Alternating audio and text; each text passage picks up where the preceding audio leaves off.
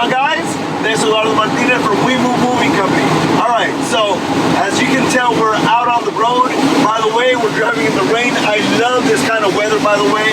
Okay, so I decided to make a great video for you all because I was just thinking, what should a customer do whenever they schedule such a long distance move, right? So what I would personally do, and I strongly encourage you to do, is to call your mover ahead of time, as far ahead as you can. What this is going to do is going to allow your moving company to make sure that their moving truck is available for the day of your move. Also, it'll give your mover enough time to schedule their employees, their crew, their movers to go out on the trip, because there's a lot of things going on in the background that you might not know about. But again, as a mover, this is just my personal recommendation. It's definitely going to help your move.